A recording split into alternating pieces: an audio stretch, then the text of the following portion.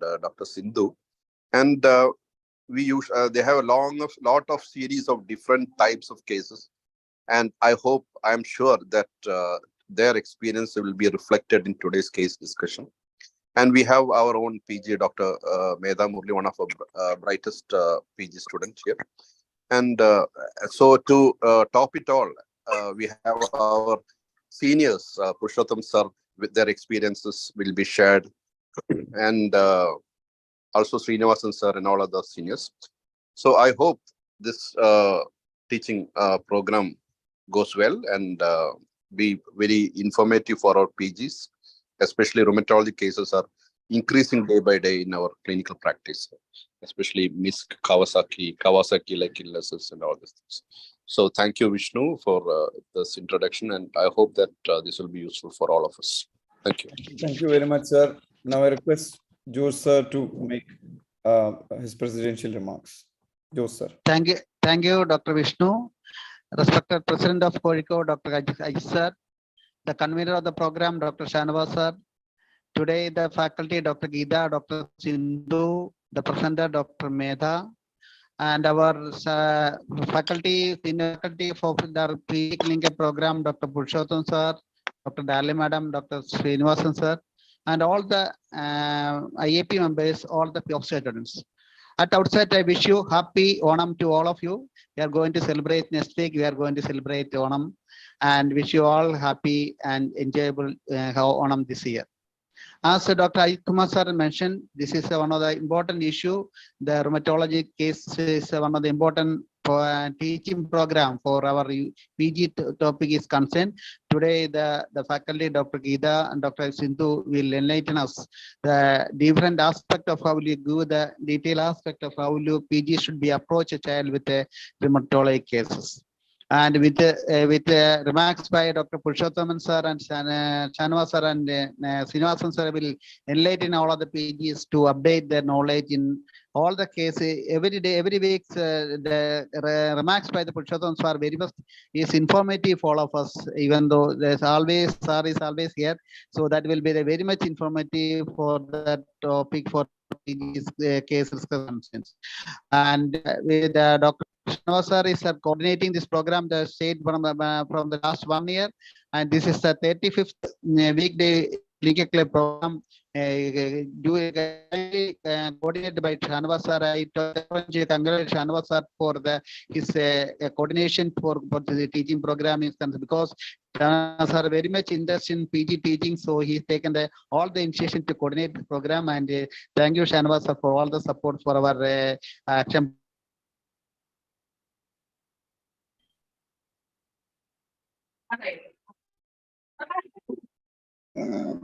I think plans in a program. So with this, I wish you all the best.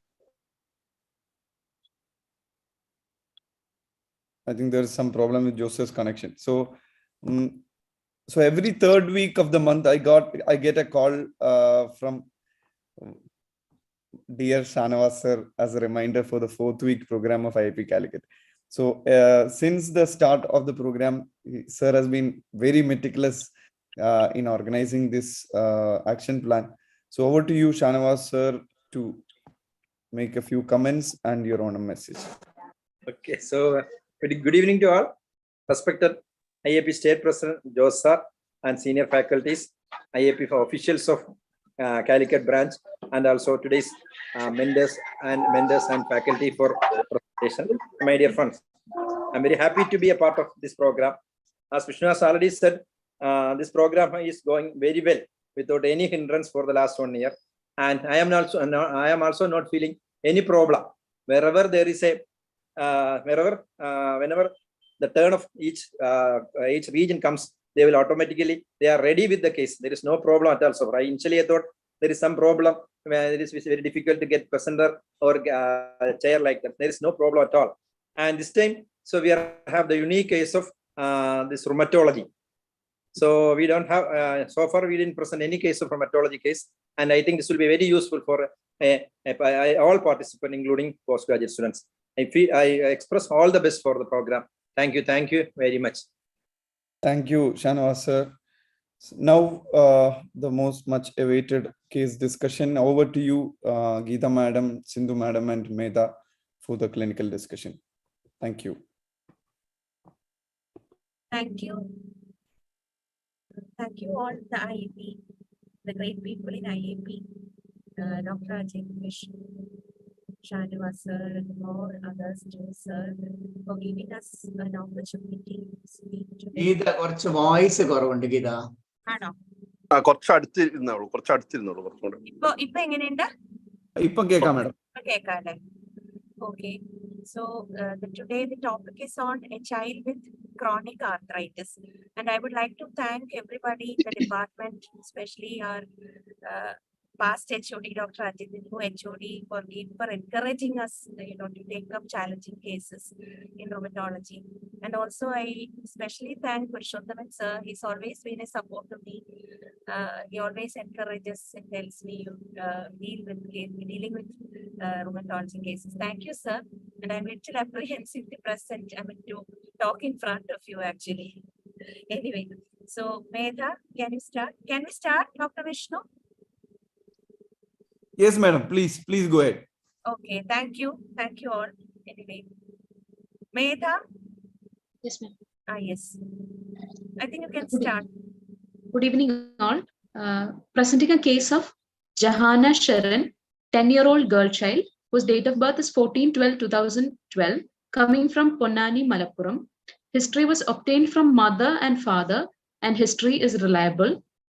Presenting complaints were recurrent attacks of 2 years of pain and swelling of multiple joints since 2 years of age, and joint deformities since 4 years of age.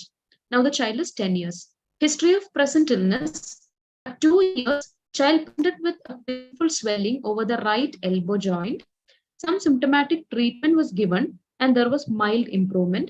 Restriction of movement was present due to pain. On day 3, child developed high-grade fever with chills more towards evening that subsides temporarily with medications. Child was active during the interfebrile period. Child also developed rashes during the period of fever. It was erythematous maculopapular rashes, more over the face and trunk, sparing the palms and soles.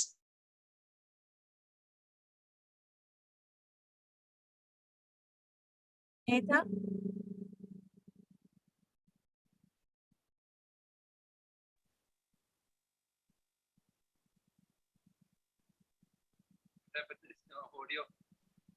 Medha. I think Medha has lost her connection.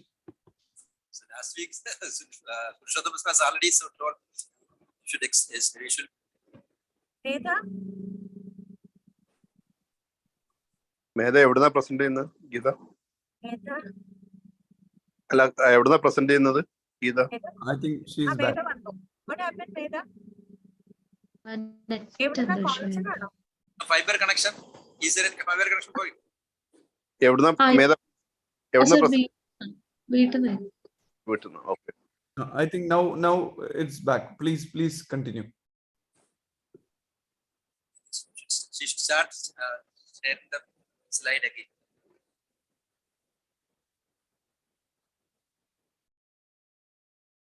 You can skip the slides, Medha. Slide some more. Third slide, I think. You reach the third slide. I think.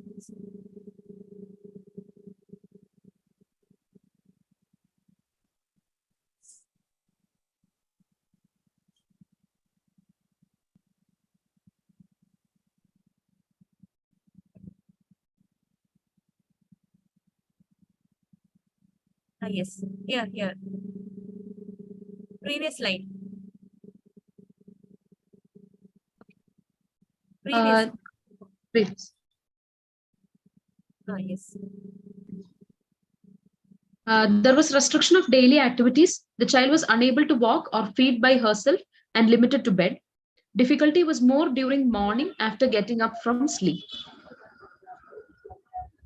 Initially, Medha, the previous slide, please. yes, Rashes developed during the period of fever. Begin from that. The rashes developed during the period of fever.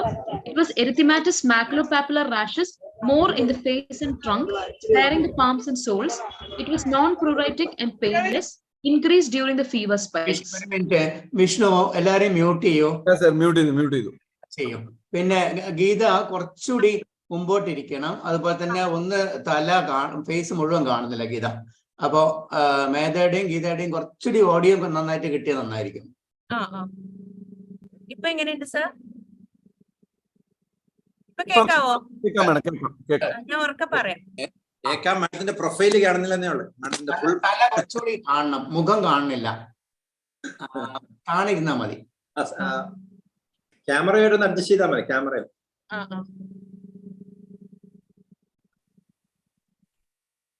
Okay. Now it's okay. Good, madam. On day 5, swelling appeared on the left elbow joint, which was associated with pain and restriction of movement. And on day 7, swelling progressed to involve both the wrist joints and the knee joints. Fever spikes was persisting. There was no involvement of small joints of hands. The child had restriction of daily activities, was unable to walk or feel by herself, and was limited to bed. There was difficulty more during morning after getting up from sleep. Initially, there was no loose stools, vomiting, abdominal pain, or urinary symptoms. So now, no headache. So now we have a child, 2-year-old child, right? So the child has presented with a weak history of fever, with joint involvement, that is arthritis, plus the child has got a rash. Isn't it so? That is the history. So on 7th day of illness, maybe 6th or 7th day of illness, you're seeing a child with fever, rash, and also joint involvement. What are the problems, or what are the differential diagnoses, or what are the possibilities you will consider? You're seeing a child on 6th or 7th day with fever, rash. Leave alone this child, any child with fever, rash, and joint involvement. What are the possibilities? Here, on the 7th day, it is a case of acute arthritis. So the possibilities first should be infectious causes. Acute arthritis, when will you call it arthritis as acute? Acute means when the symptom duration is less than 2 weeks. Subacute? Subacute is 2 to 6 weeks, and chronic is more than 6 weeks. So you have a child with an acute involvement of the joint, right? Yes. So what are the possibilities? Fever and rash is also there. First consider infectious causes. Among the infections, it can be viral infections. So what are the common viral infections? Fever, joint involvement, and rash. Dengue can present with fever, rash, and arthritis. Chikungunya can present. Then viral infections like rubella, enteroviral infections, then HIV can present. Parvovirus can present. So first and foremost, when you have a child like this, you should consider infections as the first possibility, especially in our part of the country. So do you think this is rubella? Rubella, this child was having a very high grade fever. So rubella is usually a mild illness, and usually arthritis occurs a little after the onset of fever, right? Maybe a week or so. And usually the arthritis is seen in older teenagers or adults, more in adults and teenagers, especially females, with rubella, right? So unlikely to be rubella. So other viral infections like parvovirus, enteroviruses, etc. So first possibility is always viral infections. Then what's the other infections that can present like this? Then bacterial infections can present. Like a staphylococcal infection can present as monoarthritis. Infection usually presents with what sort of an arthritis? Generally, what we see? It can present as septic arthritis. Usually presents as septic arthritis. Septic arthritis is usually monoarticular, right?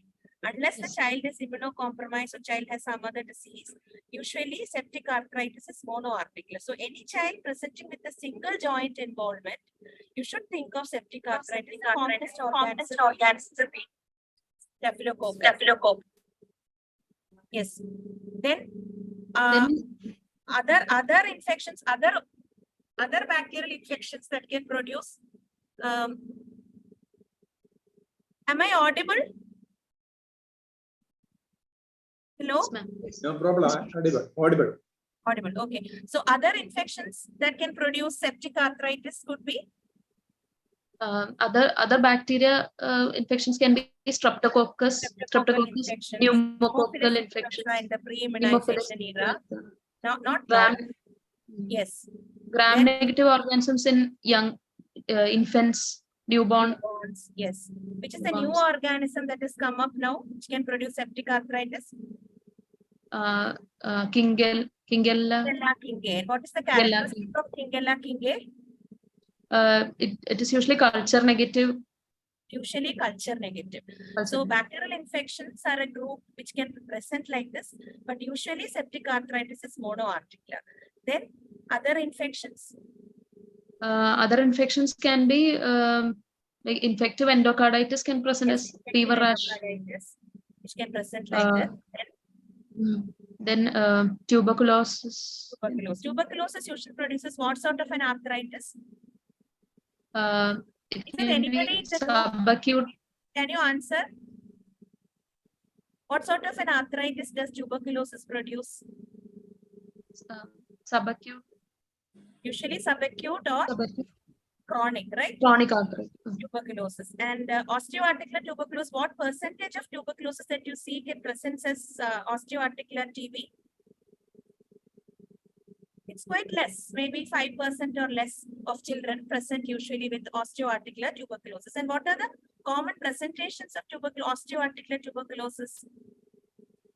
It can be either a direct infection of the joints or a like reaction to immunological reaction like a infection of the joint in which spine is considered to be the commonest site, or it could be any other presentation you see in tuberculosis. Yeah, Ponson's arthritis. Ponson's hypersensitivity phenomena, which you call it as Ponson's arthritis. Right? Ponson's arthritis presents as, what's the mode of presentation that you see in Ponson's? Usually it is like anybody, any other student from any other place? Ponson's arthritis. What sort of arthritis does it produce? Usually polyarticular, multiple polyarticular large joint involvement you get in Ponson's arthritis. Yes. Now coming back, so bacterial infections are the common infections that you see. Then other infections could be, yes. Rickettsial infections, it could be leptospira, then Lyme's disease. Yes, it could be brucella. Brucella presents, what is the common present? It's not common here, but rather we are not detecting, I'm not sure. Brucella presents as fever, arthritis, and organomegaly, right? And usually presents initially. What about Lyme disease? Can present as rashes. Yeah, what is the characteristic rash you get in Lyme disease? Erythema migrans. Erythema chronicum nigrans. And rash is usually the first manifestation and arthritis comes later on in Lyme. Now, you can get other infections like fungal infections, especially in immunocompromised individuals or younger individuals. You can get some sort of rare organisms. Anyway, now what's the next group? Can you consider this point of time? We have finished off infections, possibilities. Then next group is malignancies. Malignancy. So any child presenting with high-grade fever, with rash and also joint involvement, you should consider malignancy or you should think of it, because malignancy, acute leukemia being the commonest, is a master masquerader, As all of us know, 15 to 20% of children with leukemia present as osteoarticular manifestations. Presenting complaint will be like joint involvement. So it's very important that you think of it, keep it at the back of the mind always. You have to think of malignancy, but all of us know that there will be other associated features. Any other associated features like Which are the other associated features in malignancy? They'll have irritability, fatigue, bleeding manifestations, And night pain. night sweats, night pain. It's more in the night. Whereas Right. in rheumatology conditions, especially chronic arthritis like JIA, pain is more in the morning. That is, pain is increased when the joint is kept immobile for a long time. So morning stiffness means need not be always in the morning. After a long car ride, the child gets pain on moving the joint. That means it is more likely to be gelling. You call it as gelling. Gelling should be at least 15 minutes to call it as gelling. Gelling is suggestive of an inflammatory arthritis. Okay? Whereas in leukemia, it's usually night. Pain is more in the night. And you can see that in leukemia, the pain may be away from the joint. Only bone pain may be more significant. So that sort of difference you can get, but still you should think of malignancy. What's the third group we should consider? Inflammatory causes of arthritis. Yes, Like inflammatory causes like beginning stage of the juvenile idiopathic arthritis or SLE, vasculitis. SLE or vasculitis. Different types of vasculitis like Kawasaki disease. Yes, Kawasaki, polyarthritis nodosa, then of course HSV, but HSV doesn't present like this in high grade fever, right?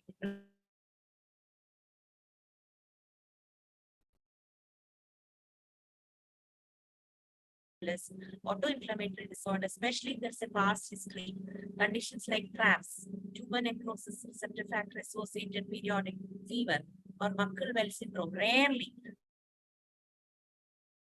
Hyper IgD, membrane kinase deficiency, all these sorts of large.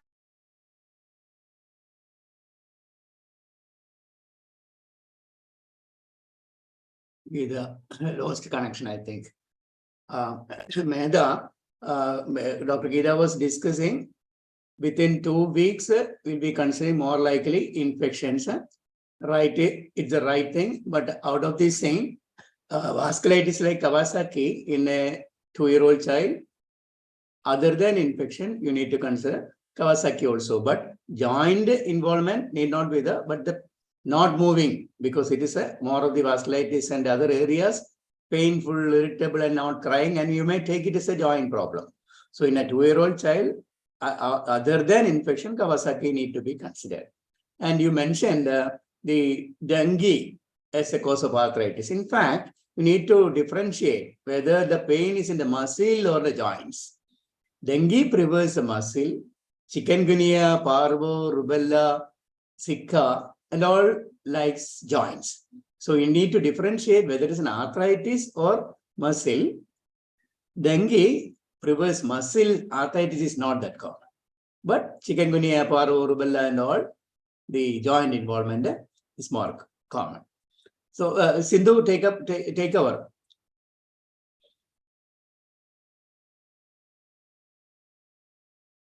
Okay, sir. So I think the acute causes of acute arthritis is over. I have discussed almost. Medha? Yes. Hello? Hello. Correct. Then initially, the child did not have any loose stools, vomiting, abdominal pain, or urinary symptoms. There was no headache, retroorbital pain, or generalized body pain, conjunctival congestion, or jaundice. No history of cough or nasal discharge. There was no pallor, excessive tiredness, abdominal distension, bleeding manifestations, or swelling in the neck. There was no alopecia, malignancy, considering the no alopecia, skin nodules, oral ulcers, or gangrene. No history of any palpitations or exertional dyspnea. So it is when you are seeing a child with 2 weeks acute onset of arthritis, you have to think about a wide variety of differential diagnosis, including malignancy. And usually we say whenever it is a male child with arthritis, we think more of a malignancy. There's a more chance it can be a malignancy usually. Now, initially, the child got admitted in a nearby hospital for 1 week, and the child was given injections and oral medications. Symptoms decreased, and the child was discharged. But it did not fully resolve. 3 weeks later, the child got admitted again in another hospital for 5 days, treated with IV medications. But they consulted several doctors as the symptoms were persisting. The child was symptomatic in spite of all these treatment. As time progressed, more joints got affected. Even the small joints of both hands were involved and developed severe neck pain. Child had school absenteeism and restriction of day-to-day activities and was referred to a tertiary center after 6 months of onset of symptoms. And from there, child was extensively evaluated. Investigations, including bone marrow aspiration, was done, and it was told that the child is having some joint problem and was started on daily and weekly oral medications. With this, the fever and the rash subsided. She got discharged and was under regular follow-up since then. But the child then again continued to have joint pain and recurrent swelling even after starting treatment from the tertiary center. The multiple joint deformities also was present. And with the oral medications, the child started developing facial puffiness also. And with due to the persistence of these symptoms, child was referred to IMCH Kozhikode for further management after 2 years of onset of symptoms. From IMCH, the child was seen there was no fever or rash, had multiple joint swelling and pain, had deformities of both elbow, wrist, knee, and fingers. Child was not able to squat, climb stairs, hold on to objects, couldn't walk, most of the time was on bed, and mother gives history of poor weight gain also. From IMCH, the weekly oral medicine was changed to injection, which was methotrexate sub-Q. New oral medicines were also added. Joint pain and swelling decreased but not fully relieved. Deformities persisted. Hence, the child was started on costly injections within 6 months after admission to a hospital, and it was given as monthly injections. Around 8 to 10 injections were given. And with the treatment, now the child is relieved of the joint pain. There is no fever and rash. Multiple joint deformities are persistent. The child is having difficulty in using the Indian toilet and mild difficulty for dressing. But restriction of movements has now decreased, and now she is able to go to school. Now, coming to the past history. Mehta, what is can you just, up to initially child presented as an acute arthritis, then it was persisting and initially had high-grade fever. Later, the joint symptoms predominated.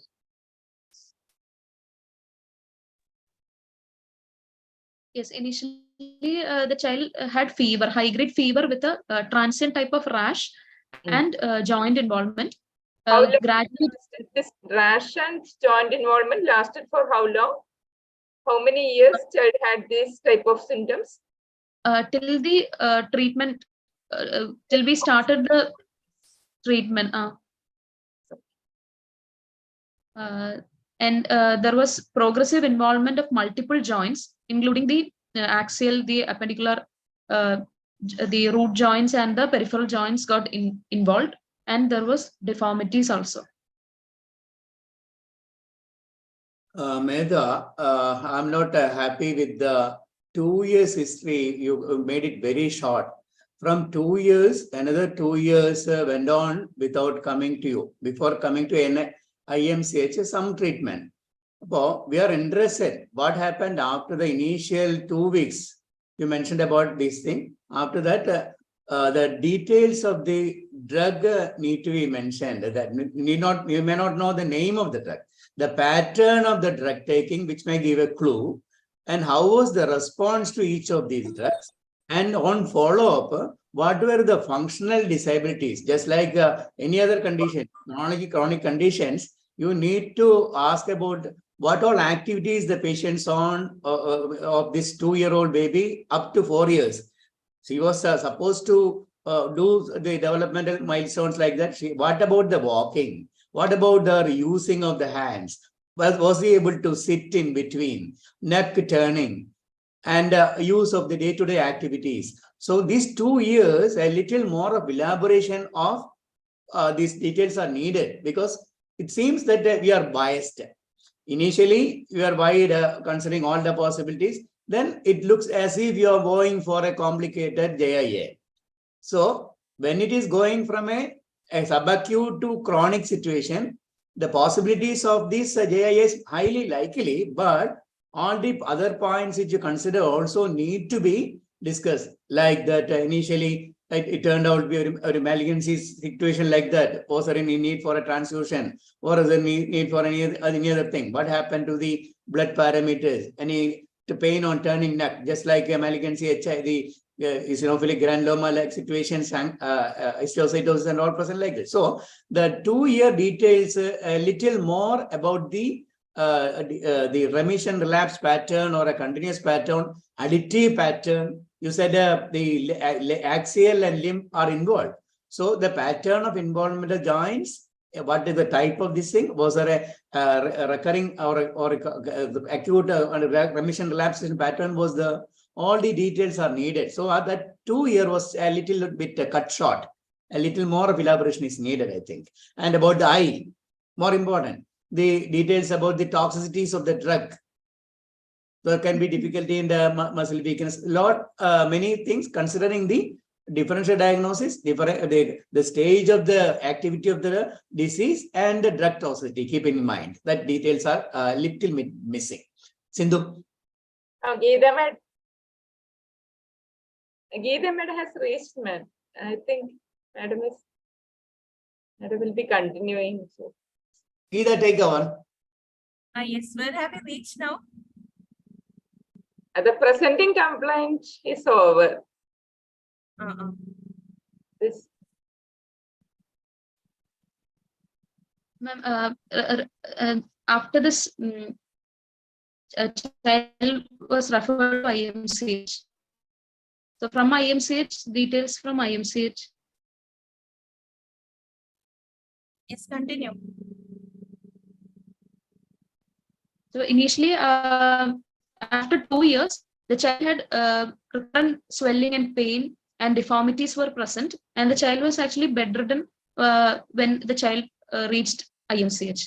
And from here, the child did not have any fever or rash, had multiple joint swelling and pain, had deformities of both elbow, wrist, knee, and fingers. Child was not able to squat, climb stairs, and hold onto objects, couldn't walk, and most of the time was bedridden. And mother gives history of poor weight gain also. From IMCH, the weekly oral medicines was changed to injection, and new oral medicines were also added. The joint pain and swelling decreased, but it was not fully relieved, and deformities were persisting. Since the symptoms were persisting, child was started on costly injections within 6 months after admission. And this was given as monthly injections. Around 8 to 10 injections were given. And with the treatment, the child got relieved of the joint pain. There was no fever and rash, but the joint deformities were persisting. Child had difficulty to use the Indian toilet and mild difficulty for dressing. But the initial restriction of movements had decreased. The child was able to walk and go to school and do all her daily activities with mild restriction only. Coming to the past history, there is no history of similar illness in the past, no history of any contact with tuberculosis, no history of recurrent diarrhea, no history of travel outside. Can you take up that where we have slides on how to approach a child with arthritis? No? Can you just go to that? That's a little bit later. We have put it up, right? Yes. Yes. Yes.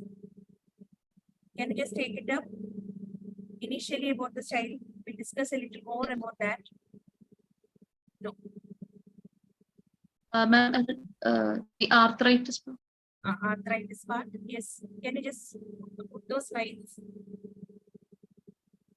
Yes. Approach to arthritis. I think we have got a little more. Yes. So yes, ma'am. This one. Purushottam sir was asking about the details, no? Initial details. Sir? Sir, am I audible? So this child initially had arthritis, like swelling. So what is arthritis actually? What do you mean by definition of arthritis? Arthritis should have a swelling or an effusion, or there should be at least two of the following, like pain or tenderness or limitation of range of movement and warmth. So this child initially, did the child have arthritis or arthralgia? The child had arthritis. Why do you say so? Because child had swelling of the joints. So even if there is no swelling, the child can have, you can brand the child as having arthritis if two or more of these signs are present. It's very important for us clinically.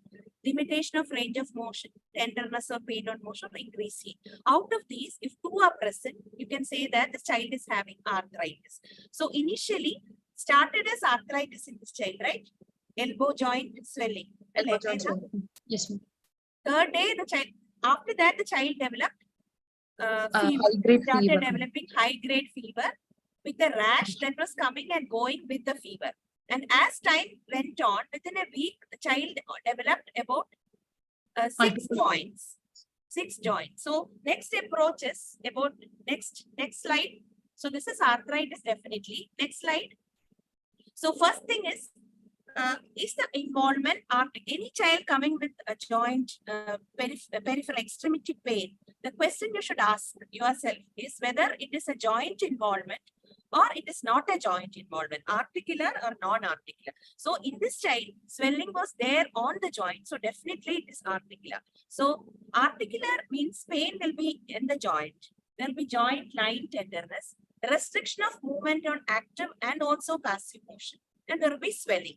Swelling need not be there. If swelling is there, definitely it is arthritis. Whereas it is non-articular, physical findings will be remote from the joint. There may be pain on active movement, but no pain on passive movement. In certain planes, it may be possible.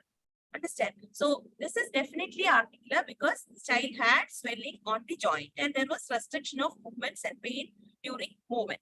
Next question is, yes, next slide.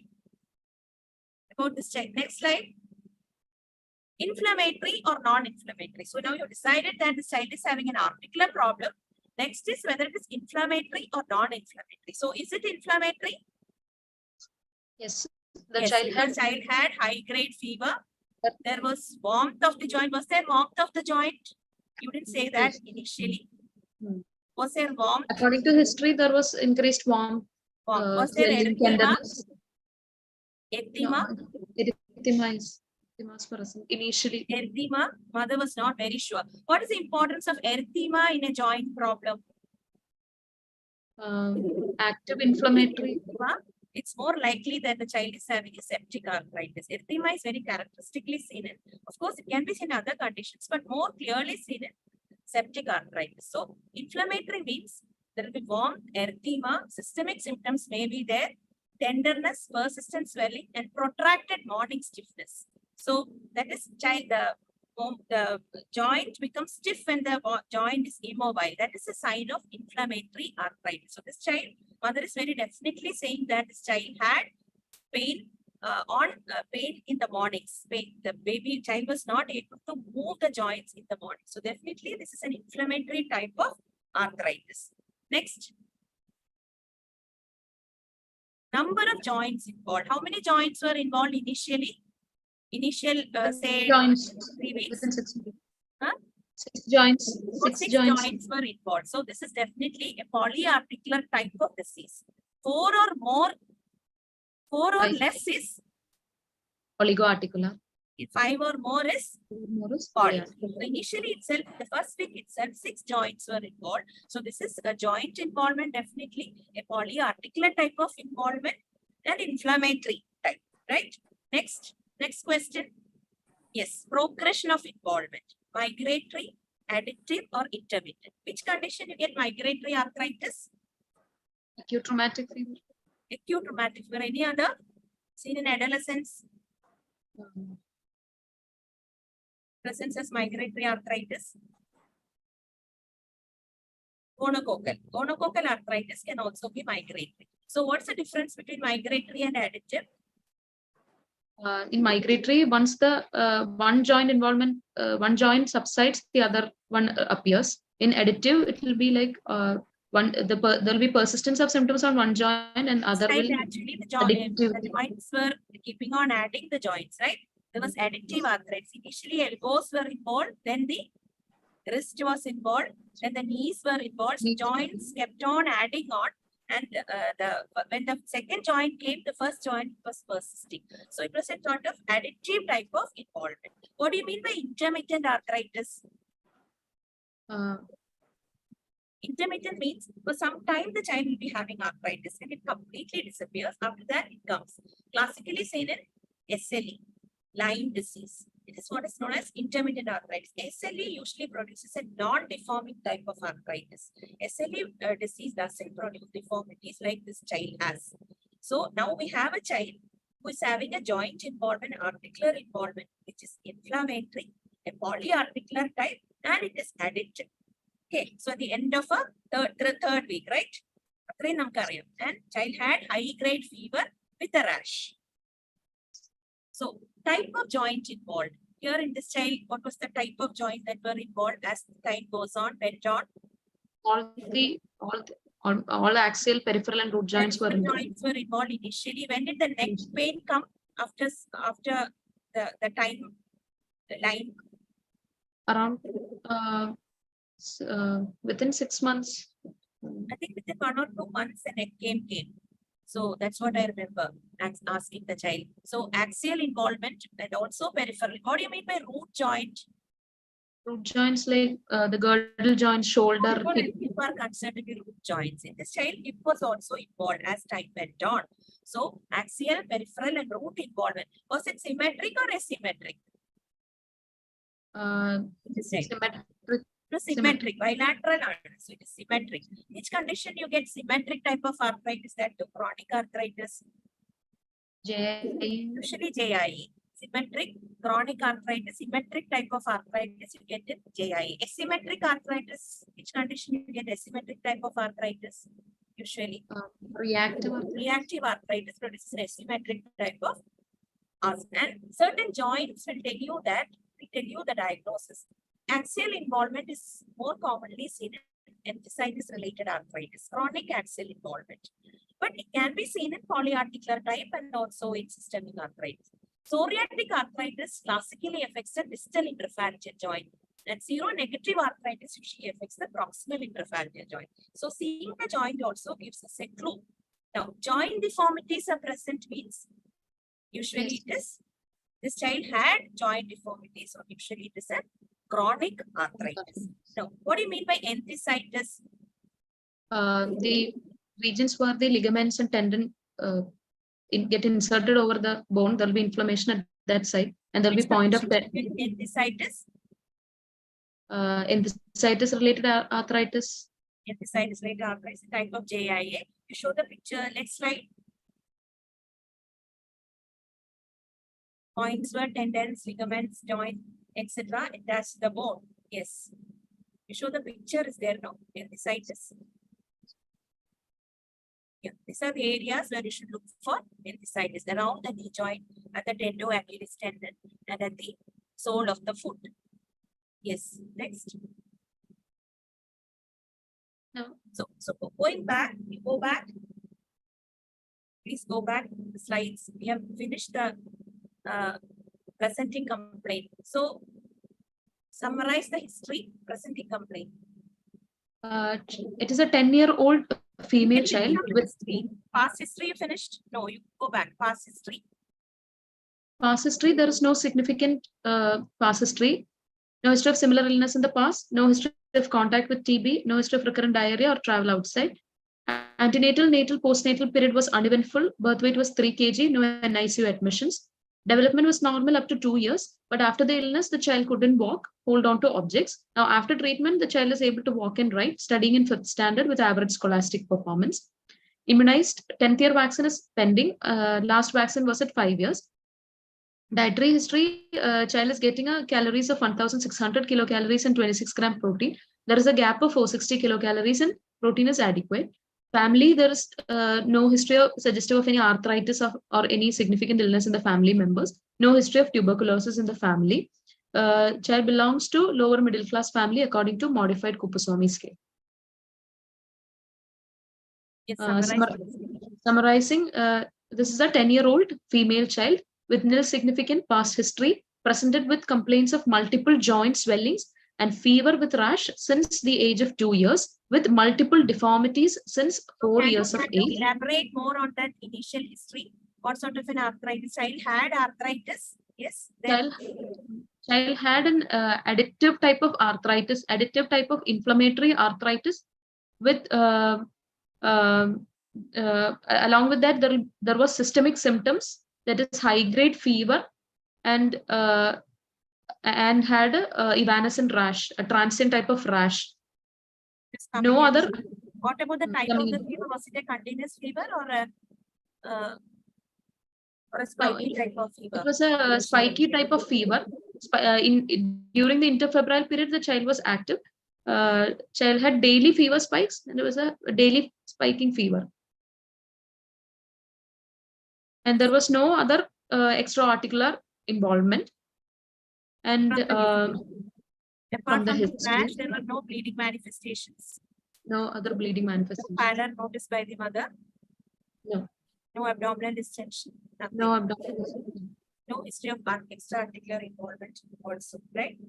So fever and swelling. So the child, so this went on like this, recurrent attacks of fever and joint pain coming and going, coming and going, coming and going. They actually started treatment, proper treatment was started at only around 6 months after the disease.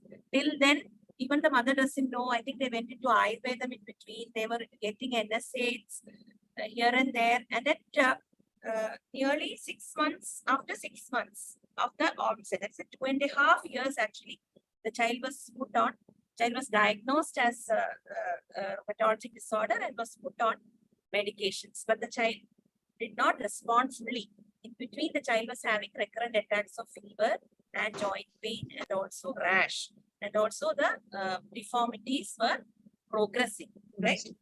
And at 4th year of life, the child came to IMC and we changed the medications. We gave the child some costly medications, and now her deformities are still there. The damage, what is done, is there, but the child is better now. So that is the history. So what do you think the diagnosis is? So now the child is having a, from the history, the child is having a long period history. So it is a chronic arthritis. So suppose you're seeing the child at 4th year of life, 2 years after, that is when the child ended up our place. So it is a, now there is no fever. It is a chronic arthritis with deformities, with fixed deformities, with the history suggestive of systemic symptoms during the onset. So this is probably a case of JIA. Why do you say so? Why you're saying it's JIA? There is the onset is less than at age less than 16 years, with symptoms persisting for more than 6 weeks, and there is an involvement of multiple joints. Yes, with systemic symptoms initially. With systemic symptoms. So among the JIA, what possibility will you consider? Most probably it will be a systemic arthritis. Medha, in this case, it has become now chronic joint problem, chronic arthritis. But in the situation when we were discussing in the acute and subacute situation, we need to consider, we were considering some serum sickness. And in that situation, reactive arthritis and serum sickness situation in the past history, in the just before this, whether there was any reception of the vaccines or sera like that. Another thing is, apart from diarrhea, any blood and mucus in the same. So 2 things, reactive arthritis is bowel related, because in a 2-year-old child, in an older child, onset disease, other things are the reactive arthritis situation, rheumatic also. In a 2-year-old child, dysentery is one, another one is serum sickness. In the family history, you need to go a little more in depth in the other possibilities other than joint problems, like some of the Farber's disease is one, which is a totally different entity. It looks like a joint involvement. It's a DD. In the family members, it may present in a different manner. If you ask whether there is any joint problem in the family, they will say no. There can be another spectrum problems in the family. So when you construct the pedigree chart, you need to ask about the other entities which are having some relation with the chronic joint problems in the family. And one more thing, this 2-year treatment may involve many types of treatment. It may not always be modern medicine anti-inflammatory only. It may be other ice preparations, heavy metals and all. So we need to consider 2-3 things. How the basic joint problem evolve over time, leading on to complications and inherent complications of that. The second one, the drug-related problems and few of the unrelated drugs also.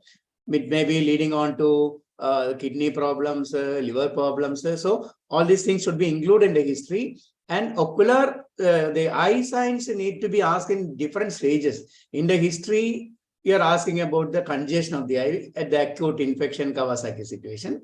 Then more and more of the visual problems, photophobia, other things. In a 4-year-old child, maybe she will be starting to enjoy books and pictures. So whether she's enjoying the books, whether she's having any difficulty in looking at the books, that sort of things also need to be included. So these are all unrelated, maybe what extent of the functional disability is there, and the systemic involvement, how much is there? All these things you will get indirectly questions in a 4-year-old child. Okay, go ahead. There is no history of any liver involvement, right? No history of jaundice and right? Rega, is there any No. history? No history of jaundice. Thank you, sir. Continue. So diagnosis is most probably A systemic arthritis, JIE. the JIA is possibly the systemic arthritis. This has evolved into a polyarticular type of disease. It's not polyarticular JIA. Systemic arthritis, systemic symptoms have actually come down. The child is having joint symptoms now, but it's still systemic disease. Yes. So this is the ILAR classification which we are following even now. And among this, we are considering systemic because child had an evanescent rash and also fever with arthritis. So definitely this is systemic, not polyarthritis. Polyarthritis usually doesn't produce an evanescent rash. At an examination, we are coming to that. Yes, continue. Coming No, to the already- examination. Yes. On general examination, the child was active and cooperative. There was no pallor, icterus, cyanosis, clubbing, or generalized lymphadenopathy and edema at the time of examination from IMCH. The vitals were stable. Child had a On facial puffiness. Initially had a facial puffiness, but now Child had facial puffiness. child had facial puffiness initially, but now during the time of examination, now The reason for the not facial, the child had mild abdominal distension also. What would be initially reason from the for that? records, it was found probably it is due to the steroid-induced facial. Getting steroid therapy, chronic steroid therapy, probably that might be the reason. Yes, continue. Then on head-to-foot examination, the child looks short. There are now there is no Cushingoid facies, no hirsutism, striae or cataract, no conjunctival condition, oral ulcers or alopecia, no other extraarticular involvement. Did There you was check the fixed records? flexion deformity. Did you check the records? Like Yes, ma'am. the child presented? What did the child have at that time in the general examination? From the first Initi- hospital? At that time, the child had generalized lymphadenopathy and hepatosplenomegaly, and Examination, initially child had generalized lymphadenopathy. lymphadenopathy, yes, ma'am. Generalized lymphadenopathy and hepatosplenomegaly. The oral involvement, eye involvement. No, From it was the not there. records? No. Except for the evanescent rash, no persistent rash. No persistent rash. There was history of evanescent rash, and from the records there was evanescent rash, generalized lymphadenopathy, and hepatosplenomegaly. But after coming here, there was no lymphadenopathy or hepatosplenomegaly. Initially, there was Cushingoid facies, but now it is not present. Now, what was present in the head-to-foot examination was fixed flexion deformities of multiple joints. And anthropometry, there was grade 2 malnutrition, grade 2 stunting, and moderate wasting. Head circumference was 52 centimeters, which was normal. Now coming to the musculoskeletal examination, the PGALS examination, pediatric gait, arm, leg, spine examination.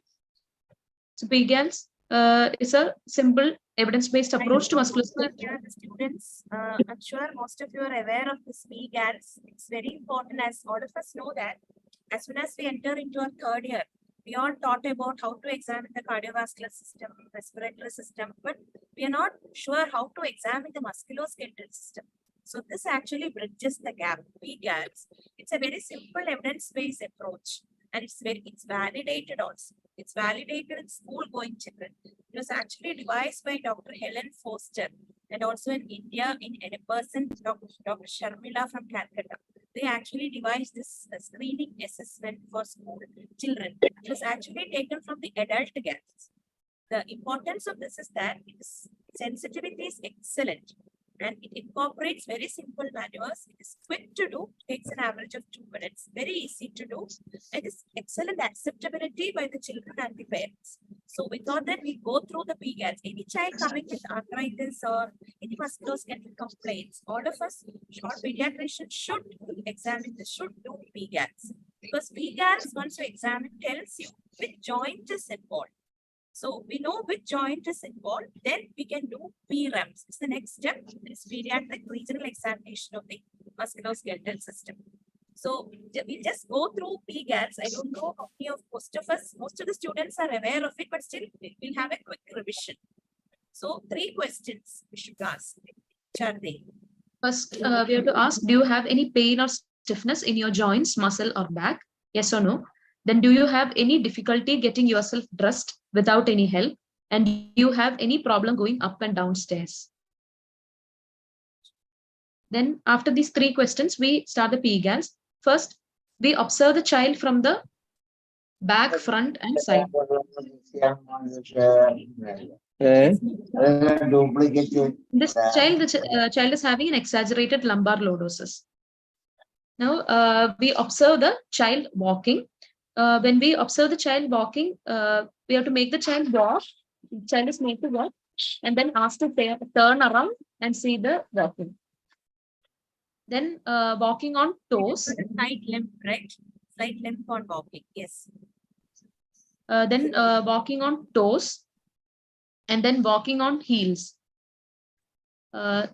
This is to assess the angle, subtalar, and the metatarsal joints. Actually assessing the gait. PGALS gait we have assessed, ask the child to walk, turn round and come back. Yes. Then gait, after gait, we examined her arms. So first, heel walking are very important examination mannerisms you can do with the busy OPD. That means if the child is able to walk on the heels and walk on the toes, that means the small joints of the foot and also the ankle are all normal. Okay, then on arms examination, the child was asked to hold her hands straight out, which showed flexion deformities of the finger. Then the hand was made, she was asked to turn her hands and make a fist, and she's having difficulty in tucking the fingers. Then asked to pinch her index finger with the thumb together, and then touching the tips of her fingers with the thumb, which she was able to do. Then again made to squeeze the metacarpal joints. Now the child was not having any pain. Then she was asked to put her hands together, palm to palm, which is the prior sign, and that was difficult. She had difficulty in doing that. Then abnormalities. You can see the abnormalities. Prayer sign, inverted prayer sign. Yes. Then the child was asked to reach up, touch the sky, and look at the ceiling. Child had difficulty in extension of her neck. Then asked to put her hands behind her neck, which she was able to do. So after this arms, then we have finished the arms, and now we are going to the legs. First, we look for the effusion. In this child, effusion was not present at the time of examination. Then active and passive flexion and extension of the knee. Then passive flexion and internal rotation of the hip. For this child, there was restriction of this movement. The most important movement that you can see examination of the hip is internal and external rotation. If the internal and external rotation normal, that means hip is essentially normal clinically. Yes. Then And after going to the spine, ask her to touch her shoulder with the ear, which she had difficulty in doing. Then on bending forward and touching her toes, she had difficulty in touching the toes. Then opening her mouth wide and putting 3 fingers in her mouth, which she was able to do, just to assess the temporomandibular joint. there is a little bit of retronathia, show that she's having, definitely she's having a TM joint involvement. Probably she had a TM joint involvement. You can see that she's having retronathia. Though she's able to put her fingers into the mouth. So on doing PGANs, you could find that almost all her joints were involved. Yes. Then it was documented. Now there is no pain, but problem with dressing is present and problem with walking is present. Gait, arms, legs, and spine appearance and movement was abnormal. Now we going to PREMS, that is pediatric regional examination of the musculoskeletal system. That is a systematic approach to detailed examination of a particular joint. You can go into PREMS. PREMS is each joint can be is actually examined in detail. Once you find out that on screening examination, you find that such and such joints are involved, you can go and see each joint in detail. So it is based on the look, feel, and the move principle. Yes. General principles, yes. General principles: first introduce yourself, explain, get verbal consent, and be aware of the normal variants. First, we have to look for the swellings, rashes, muscle wasting, scars, leg length discrepancy, deformities, dysmorphisms, disproportions, and discomfort. And feel for temperature, swelling, tenderness, and then move the joints, active and passive movement, and look for any restriction.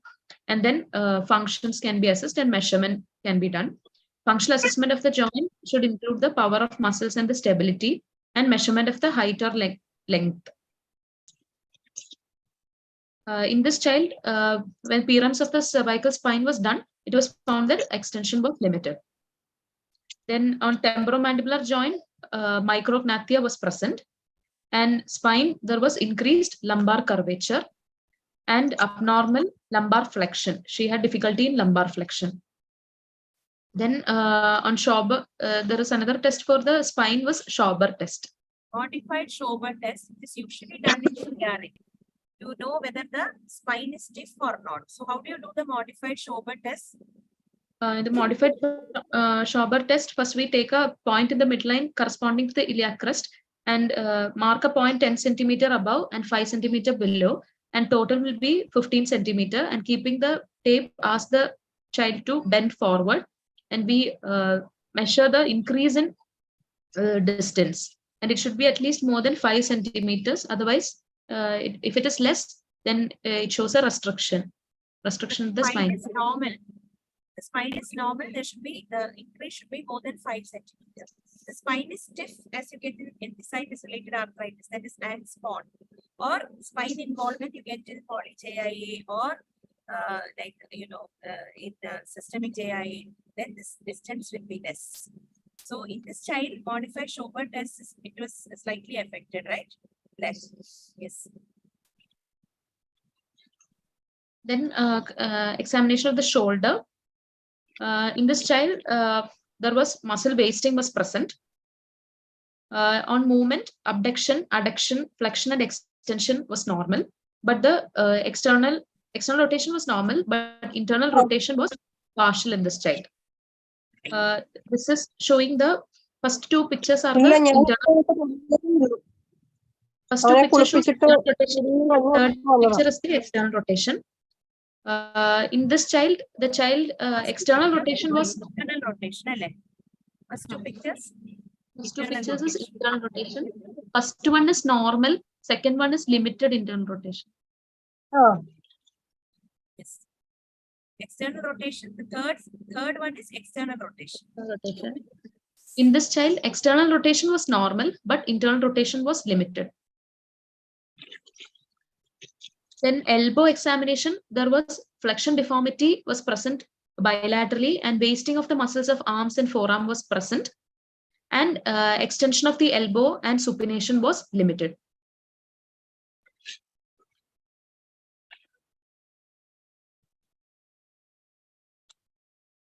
Then examination of the hands and wrist, there was mild wasting of the thenar and hypothenar muscles, and flexion deformities involving the wrist and the proximal interphalangeal joint was present bilaterally.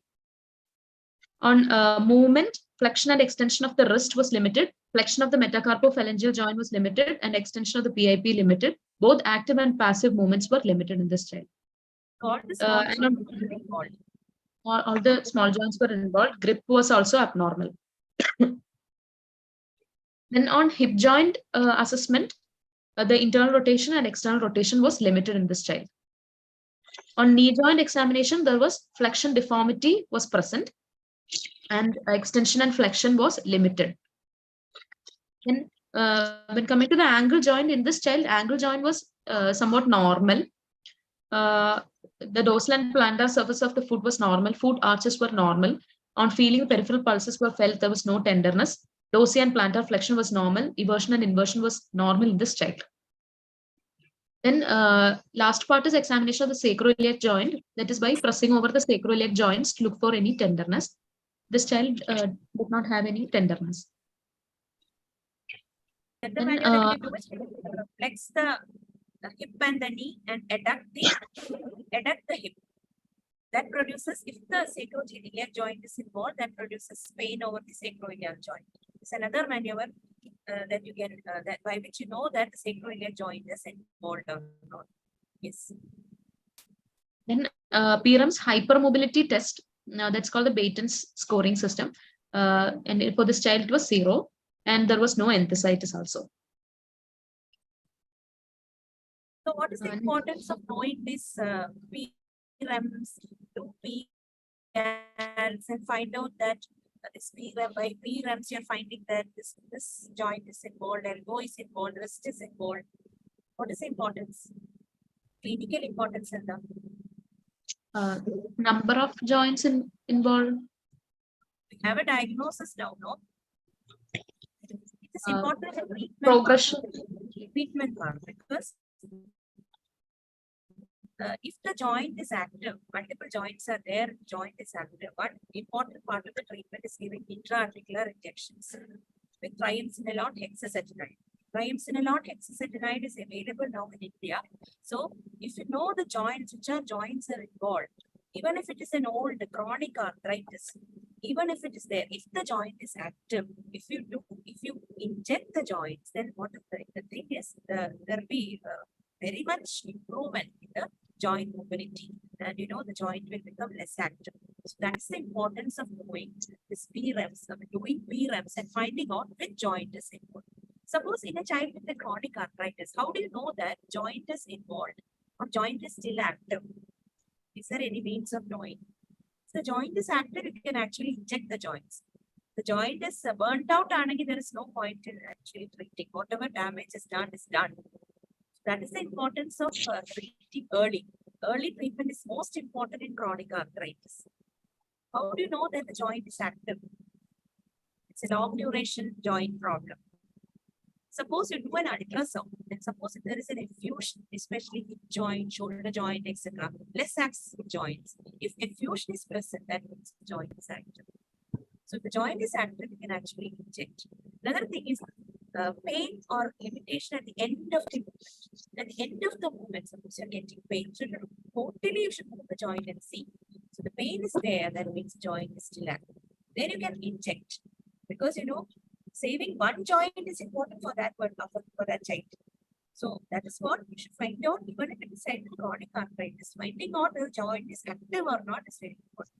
That is why this important.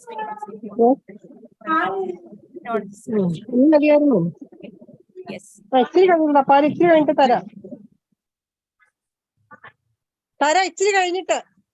Continue. Vishnu എന്താണ് ഇങ്ങനെ വരുന്നത്? Members ആരാണത് mute ചെയ്യാതെ ഇരിക്കുന്ന ആൾക്കാരെ ഒന്നിച്ച് mute ചെയ്യുക, അല്ലെങ്കിൽ അവര് എന്തിനാ ഇങ്ങനെ ഇൻട്രസ്റ്റ് ഇല്ലാത്ത ആൾക്കാർ ഇതിൻ്റെ അകത്ത് കയറുന്നത്? ഡിസ്റ്റർബ് ചെയ്യാൻ വേണ്ടിയിട്ട്? അതൊരു പോസ്റ്റ് ഗ്രാജുവേറ്റ് സ്റ്റുഡന്റ് ആണോ, സ്റ്റാഫ് മെമ്പർ ആണോ, ഡോക്ടർ ആണോ? എന്താണ് ഇങ്ങനെ ഒരു ആൾക്കാരെ ഇങ്ങനത്തെ കൺസിഡർ ചെയ്യാത്ത ആൾക്കാർ ചെയ്യുന്നത്? ഒരു ബേസിക് മിനിമം ഡീസൻസി ഉണ്ടാവണ്ടേ ഇങ്ങനത്തെ കാര്യത്തിലൊക്കെ? എന്താ ഇങ്ങനെ ആയി പോകുന്നത്? എത്ര നേരം ഇങ്ങനെ ആൾക്കാർ ഡിസ്റ്റർബ് ചെയ്യുന്നത്? കണ്ടിന്യൂ ചെയ്താ. Yes. So other systems. Other system examination, cardiovascular system, first and second heart sounds were heard normally. There was no murmur. And respiratory system, breath sounds were heard normally, bilaterally equally. Normal vesicular breath sounds. There was no organomegaly at the time of examination. So we looked at the records. No? So the child came to us that say 2 years. So in between, did the child have any other examination finding which was not fitting with this? Anything in the records? Sir, Farber's disease usually produces subcutaneous nodules, sir. Usually, Purushothaman, sir. Farber's disease. കണ്ടിട്ടില്ല. Subcutaneous nodule. So, was there any subcutaneous nodule in this child? Any recording? No records of subcutaneous nodules. Or did the child have any pallor, petechiae, purpura, like something like that in the past? No, she only had rashes. Just transient. No alopecia, no oral ulcers, no other extraarticular involvement except for this rash. Right? Yes, continue. So in summary, it was a 10-year-old female child with history of recurrent fever and rash, along with a deforming arthritis since 4 years of age. On examination, found to have multiple deformities involving bilateral upper and lower limbs, with no extra-articular features other than an evanescent rash that improved with medications. So any change?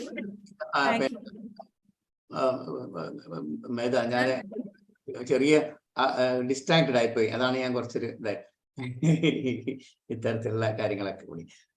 In the general examination, always include Gita was totally very informative about the PGALs and other assessment of the joint and functional status.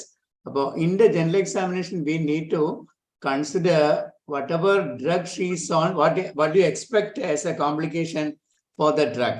This is a new drug, monthly you are getting these molecules. What are the toxicities that is you anticipate, that is to be concentrated, that is to be mentioned. And the very, very important thing is to assess the previous photographs of any child.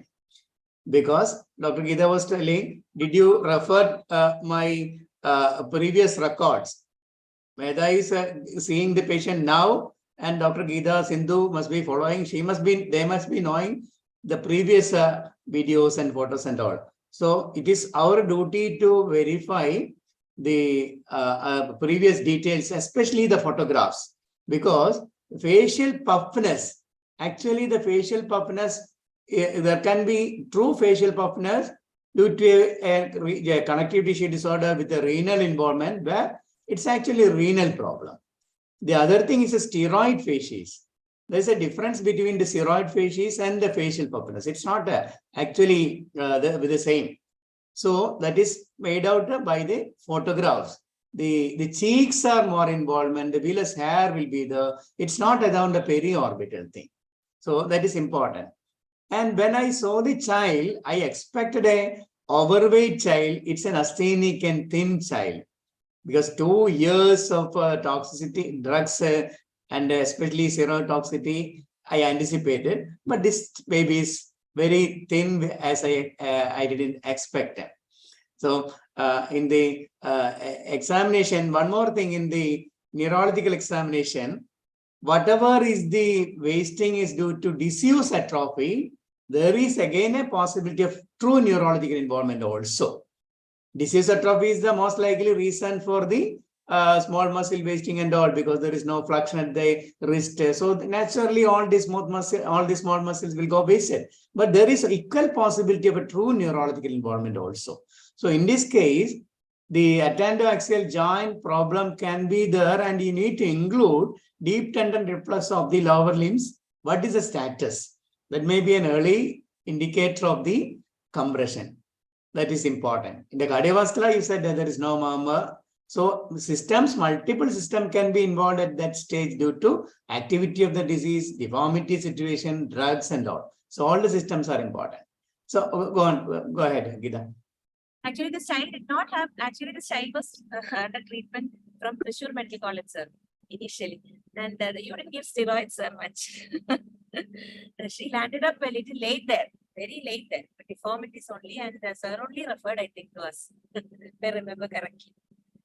They landed up very late at Thrissur Medical College, started on methotrexate, didn't give steroids much, and then after some time, she came to us. She came to Thrissur Medical College almost 2 years on to treatment. So, sir referred to us actually long back. So, the child did not have any features or history of a steroid overusage. The child was very asthmatic. Only thing child had multiple deformities and improved upon treating with biologists. That's what happened. Yes. So, is there any difference in the diagnosis? I mean, any difference of opinion? Same, right? It's systemic JIA. It's probably the child has got multiple deformities. Yes, continue.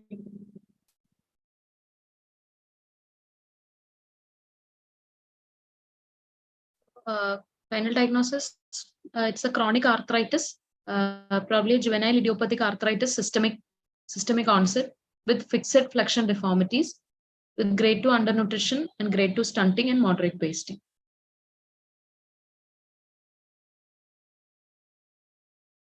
Coming to the investigations. Can you tell us what were the investigations at the initial stage? What were the investigations? I think you went through the records. In the blood counts, the child had a neutrophilic leukocytosis, high total count, neutrophil predominant count, with a high ESR and high CRP. Will you be doing the investigations or the specialty assessment of the ophthalmological assessment to be mentioned first before the blood investigations, or I'm see, sir, because systemic arthritis ophthalmic involvement is not that common. That is why I didn't bring it much. Ophthalmic involvement is common in oligo-JIA, especially NA positive type of. Generally, in systemic arthritis, we do not get ophthalmic involvement much. That is why I didn't highlight on that, sir. But the child did not have any, child did not have any ophthalmic involvement. The vision is perfectly normal. No loss of vision or blurring of vision or anything for the child. Still, we are screening every 6 months. Quite of being a systemic arthritis, but child doesn't have uveitis. That's why we didn't stress on that, sir. Okay. About the counts, as we all know that in inflammatory arthritis, usually you get a very high count. Leukocytosis, the polymorphonuclear leukocytosis with the high ESR and CRP, in contrast to malignancy. ALL being the commonest, the count may be increased, but usually you get an lymphocytic predominance. If you get an lymphocytic predominance, then Sogia you have to take with the bag of salt. You get usually in systemic arthritis or any sort of inflammatory arthritis, except SL. SL sometimes produces leukopenia, thrombocytopenia, etc. But generally, systemic arthritis, inflammatory arthritis, you get high counts for polymorphonuclear leukocytosis with thrombocytosis. Platelets will be definitely on the higher side in systemic arthritis, unless the child is affected by mass students. Unless the child is affected by which problem? Yes, it's systemic arthritis. If it is affected mass or unmalor, definitely platelets will drop. So this child had high ESR, high CRP initially.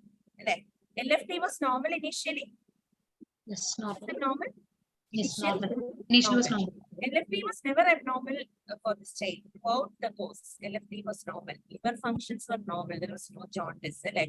No jaundice. Renal functions was normal. Normal. I think from Thrissur Medical College, they did a bone marrow to exclude malignancy. LDH is something, if you do an LDH malignancy, usually LDH is raised. So then ferritin and triglycerides and fibrinogen you should always do when you are suspecting. When you have a child with systemic arthritis and you suspect that this child is becoming sicker and this child is going in for the dreaded complication that is macrophage activation syndrome. So if you're suspecting, systemic arthritis, there's no need to do an arthritis panel, lupus panel, etc. Do the minimum investigations. You have to do an LPH, LFT, RFT, etc. System involvement to be seen to. But ferritin, I think it's a must. You should have a baseline ferritin, definitely, because that tells us when the ferritin increases. Usually in systemic arthritis, ferritin will be somewhere around 600 to 800, maybe around thousands. If ferritin is normal, again you have to take it with a bag of salt. Usually systemic arthritis ferritin will be high, but in mass it goes up rocket high ferritin, maybe 10,000, 20,000 like that. Okay. Then triglycerides will also be increased in mass. Fibrinogen will be less in mass, but you need not do triglycerides and fibrinogen in every juncture. But if you're suspecting mass, then you do that. Then of course infection screening, as we have already discussed the different infections before coming to a diagnosis of systemic arthritis. As all of us know, systemic arthritis is by and large diagnosis of exclusion. You have to exclude all other important causes of this sort of a problem that is presenting with fever, rash, and arthritis. Then only come to a firm diagnosis that is systemic arthritis. We have had a fingers word, especially malignancy being a masquerader, have to think of that, keep it in the back of my mind. So infection screening and doing a bone marrow, and especially if you're having generalized lymphadenopathy, nowadays rheumatologists are even saying that you should do a CT scan, chest and abdomen, to rule out large lymph. And if there is a suspicion of a lymphoma, better that we do a lymph node biopsy. So that too also is important. I'm not saying that all children you should do lymph node biopsy. It should be tailored, individualized. Okay, next. So it's a highly intervening systemic inflammatory condition, systemic arthritis. And this is the typical protein. It can affect any age, usually extremely variable joint pattern, usually polyarticular. High-grade fever with an evanescent rash. When you have an evanescent rash, you're always relieved, most probably dysphagia. But many times you don't get an evanescent rash. Rash sometimes comes later. Similarly, arthritis can also come later. In 10% of children with systemic arthritis, arthritis may not be there. Arthritis can come later. So that's picture will become very, very confusing. It never behaves like what you see in the textbooks. But just take a start steroids. And if you delay the treatment, you will fix the child. That is also there. Yes, continue. Next. Fever. It's a quotidian. I think all of us know. It's a quotidian pattern. Quite ill when fibroid, surprisingly well at other times. Next. This is the typical fever pattern in systemic arthritis. The rash. Yes. It's a rash with Kovner phenomenon, which you can see. Yes. So now the cause, I think all of us should understand is the cause in systemic arthritis could be variable. Sometimes it can be monocyclic in a single episode with systemic findings, systemic features, articular features. Child gets better with a single episode. Even if steroids, child is better, we are happy. But many a time it's not like that. Once you start tapering steroids, it will flare. Or a simple infection can cause a flare. So it can actually go on like a persistent disease. Persistence could be polyarticular alone, or it could be a mixture of polyarticular and systemic disease. You cannot predict what is going to happen. It can be simple, like in this disease, in this child, systemic features are settled down. Child has got a deforming, distressing arthritis. This is a type of articular type of course child is having, but systemic features have settled down. But in some children, both are there. Some children, arthritis will not be problem, but systemic features are problem. It's very important to understand what is problem, whether it's joint symptom or the systemic feature that's problem, because that will decide the treatment. Yes, next. Complications. I think all of us know about the mass macrophage activation syndrome in this child. Quotidian fever will change into continuous fever. Child becomes more sick, becomes change in mental status will be there, and investigation shows a sudden fall in PSR, thrombocytopenia, increased SGPT, and a rocket high ferritin. So it's very important that whenever the child is suspected psoriasis, every day you should screen the child and look for features suggestive of macrophage activation syndrome. And if there is any doubt, screen for investigate. Better that you do investigations at least, like, alternate day. Alternate day to a CPC ESR. If there is a fall in ESR, then you have to be careful. Child may be going in for mass. If you don't treat early, you will miss the child. So it's the proposed criteria, very practical criteria, though not validated. This is being followed worldwide for all rheumatology conditions. So for mass, not only in Soji, ferritin more than 684 plus any two of the four, thrombocytopenia, increase SGPT, increase triglycerides and hypofibrinogen. At least you can do with SGPT, OT and triglycerides you can do because that is not very costly. Fibrinogen you need not do always. Next, what are the other complications? Yes, growth retardation, like this child is having joint fractures, uveitis, a cervixoid, because I'm not systemic arthritis. Generally, the incidence of uveitis is less. Next. So, what is important is you have to recognize the disease early, treat the child early, so that we can prevent complications. So, should I go into or should I stop here, or should I go into a little bit about management of systemic arthritis? 2 or 3 slides are there. Time is 9 o'clock. 9:15 വരെ പോവാം Geetha. Okay. So, how do we manage? Suppose we are diagnosed of systemic arthritis. As I said, it's a diagnosis of exclusion. You have to do a bone marrow, you have to think of all other possibilities, exclude all infections, and only we can come to a firm diagnosis. It's not very easy. But when a child is there in the ward, it's very difficult sometimes making a firm diagnosis.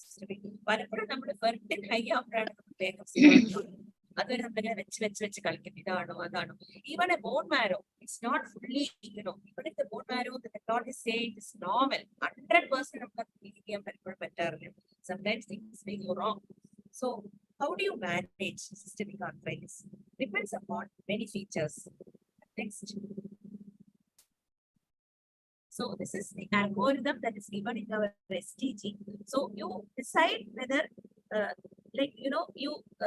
some features you have to look for treating the child. That is, one is features of poor prognosis and whether the disease activity is low, moderate, or high.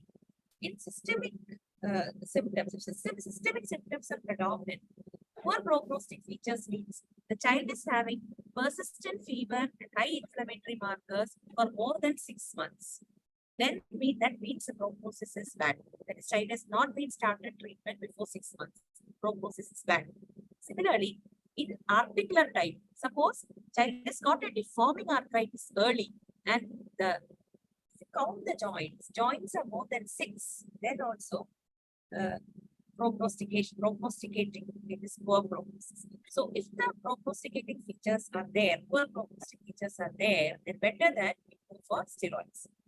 Or else, whether the child is having a moderate activity, a low disease activity, or high disease activity, that we can decide. Physicians can decide actually. It's actually the global assessment score by the global physical assessment score by the physicians decides whether child is having a low activity, a moderate activity, or that is, suppose a child is sick.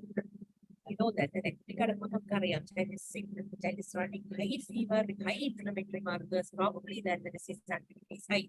In such cases, better than straight away go to steroids instead of NSAIDs.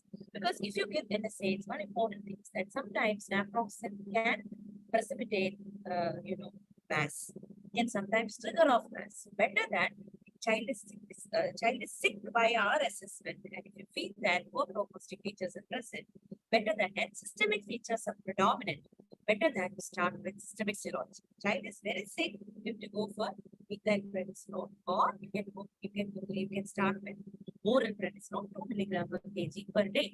Both active arthritis also with fever. If active arthritis is there, for active arthritis also steroids are good. But you can inject the joints. Injecting the joints early can prevent deformities. Nowadays, we have this hexacetonide is available.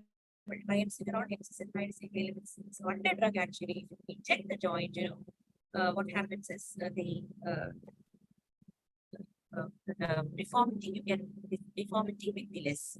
So you start with steroids and then you can taper off steroids slowly. You can taper off steroids slowly. Generally, it is agreed. It is decided, like the agreement is that you can half the dose of steroids. Half the dose of steroids within 3 months and fully taper off the steroids within 6 months. That is how it is recommended. Steroid dose. You cannot give steroids for lifelong. You have to somehow stop giving steroids. So 3 masam half aga, 6 masam. But in the meanwhile, when you're trying to decrease the steroids, suppose the disease is flaring up, and you have to think of other drugs, disease modifying drugs or steroid sparing drugs. If the systemic features are predominant, then you have to think of biologics. Tocilizumab. Tocilizumab is available in our hospital. COVID available. Those who are having insurance can give tocilizumab. Only thing is to be giving parenteral and subcutaneous tocilizumab available.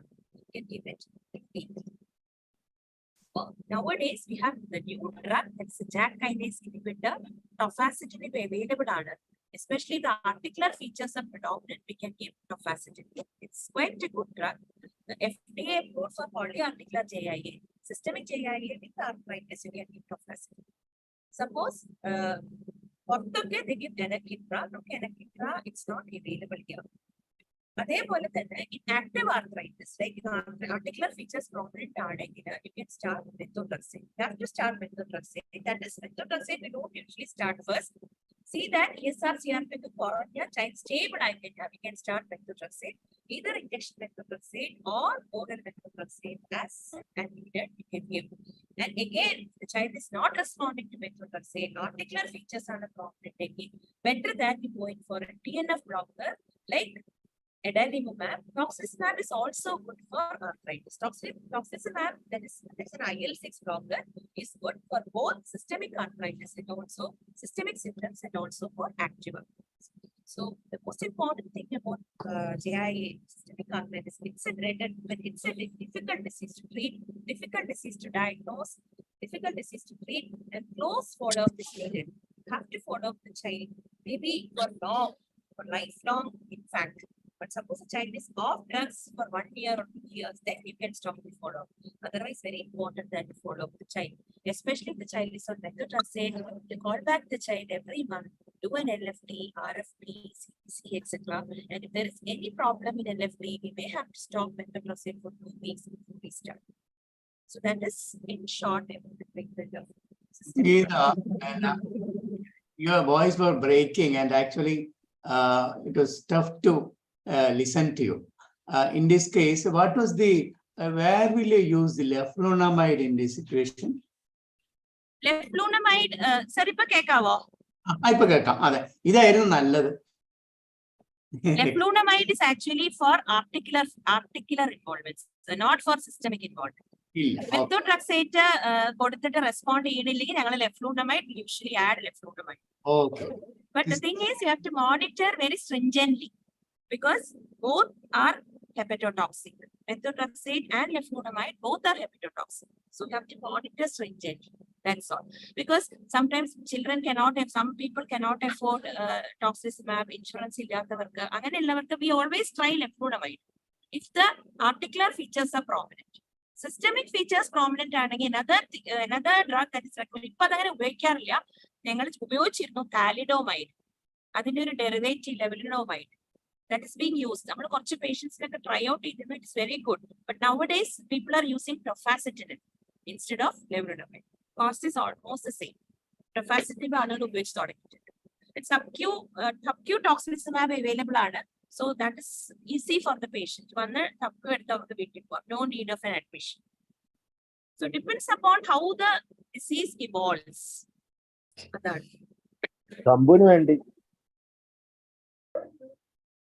Yes.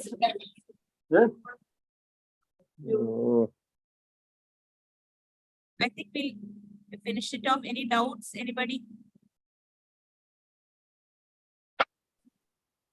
Sindhu ഒന്നും പറഞ്ഞില്ല. സിന്ധു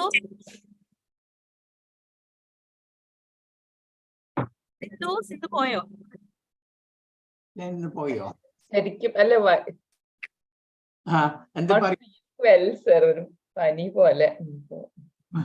സുഖമില്ലാണ്ടായ. ഇത് മസ്കാഡിലായിരുന്നു അത്രയും ദിവസം. Oh, I see.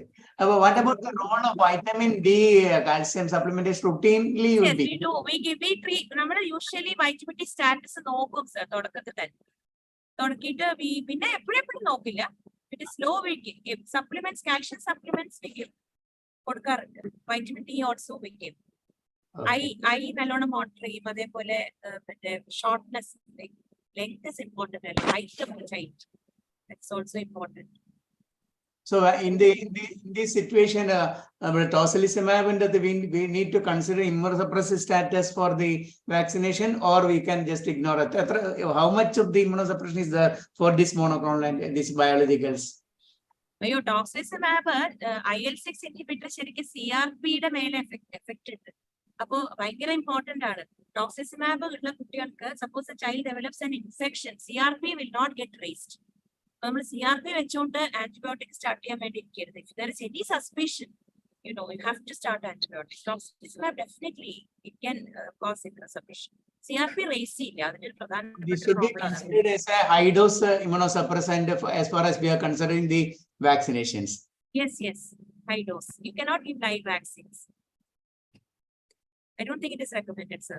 Live vaccines. Methotrexate കൊടുക്കാം. Methotrexate അറിയാം 0.4 above 0.4 milligram per kg.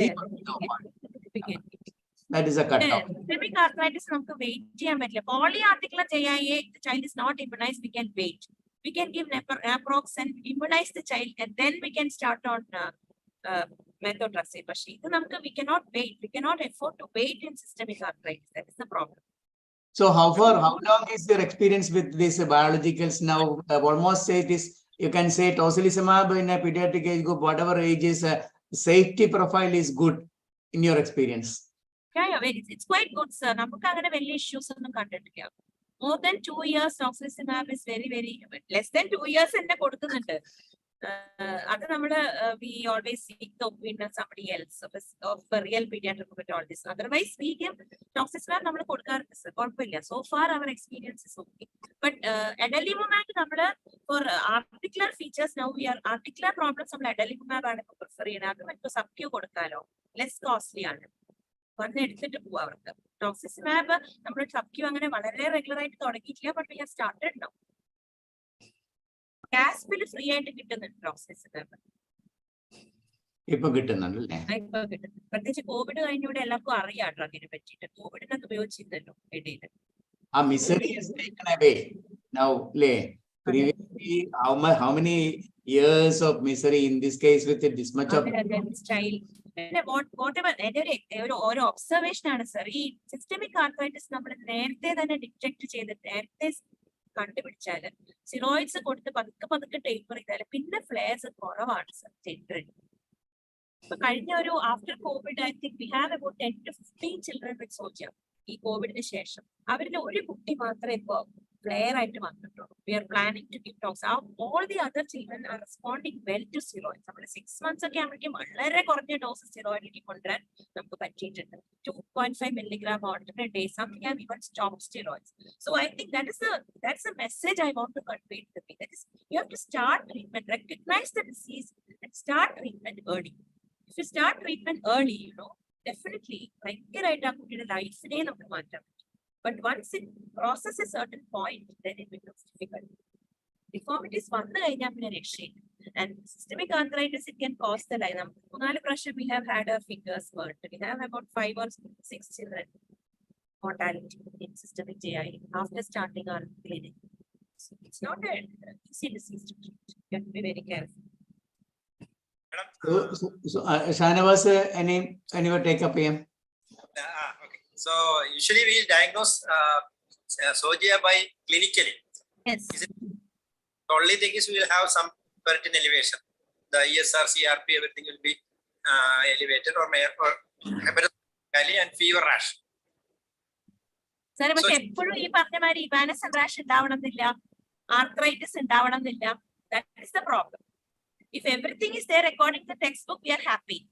But it's not there always. For this still, what is the point against polyarticular JIA alone? Child had systemic features initially. With fever. Fever, venous and rash ഉണ്ടായിരുന്നല്ലോ. Just fitting in with the diagnosis of systemic arthritis. ആണെങ്കിൽ അത് systemic arthritis ആണ്. Usually, SOGA diagnosed by PO evaluation for a prolonged period after long period. Usually. Diagnose അല്ല ഈ കുട്ടിക്ക് ആദ്യത്തെ 6 മാസം recurrent attacks of fever and rash were continuing actually. 6 months the child was started on steroids. And when the systemic symptoms came down, responded well to steroids, but articular features persisted. Upon the polyarticular JIA, systemic. Okay, so ferritin was also elevated. Ferritin was elevated initially. What about CCP? Usually we use CCP. Anti-CCP systemic arthritis elevated. Anti-CCP less than 5% of cases laid down. Polyarticular it will be elevated. So CCP. Only polyarticular rheumatoid factor positive JIA. Only less than 5%. CCP is very important. That 10% group. That's a bad prognosis. So adalimumab we usually used in the cytocyclitis and there is cytocyclitis. Uveitis adalimumab. Articular JIA with uveitis adalimumab is very useful. Simple uveitis also adalimumab is useful. If they have articular symptoms and a combination, adalimumab less costly. So etanercept also is usually polyarticular. It is recommended. It is available to be. Yeah, it is available. Namada Karunya pharmacy la It should be tocilizumab only, not etanercept. Etanercept is also polyarticular JIA. Yeah. Okay. Actually, this girl is dancing. Okay. Last video. ഭിന്നശേഷി അവിടെ dance ചെയ്തതാണ്. ശരിക്കും bedridden ആയിരുന്നു. ഇപ്പൊ ഇങ്ങനെ dance ചെയ്യും. ഇപ്പൊ പഠിക്കുന്നുണ്ട് dance.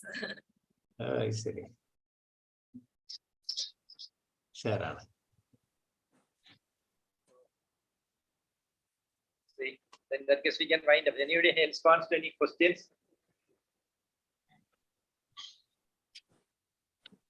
So very interesting and informative case presentation. Thank you very much, madam. So many points. What is that? Just like attending a CM on our joint man.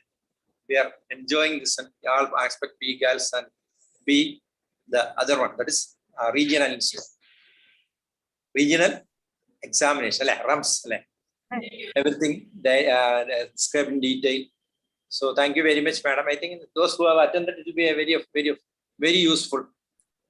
Thank you very much. I think these PGAS actually have. Last time there was a question in PGAS. This time I think. Thank you, sir, for giving us an opportunity. Thank you very much. Thank you, Purushothaman, sir, for the valid. As usual, Purushothaman sir and the points for highlighting. The very points. Sir is always a constant source of encouragement to all the juniors. Thank you, sir. So many people were making discussion disturbing.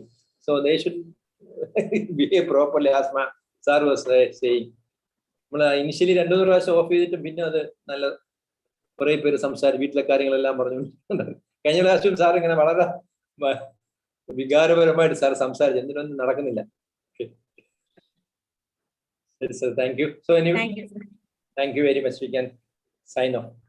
Thank you, Megha. Thank you, ma'am. Thank you. നന്നായിരുന്നു കേട്ടോ മേഘനെ കുറിച്ചൊന്നും പറഞ്ഞില്ല. Very good, Bala. Very good presentation. നന്നായിരുന്നു. Sindhu, Geetha. Thank you, sir. Thank you. Bye. Thank you, Shanivas, sir. Okay, thank you. Good night. Good night.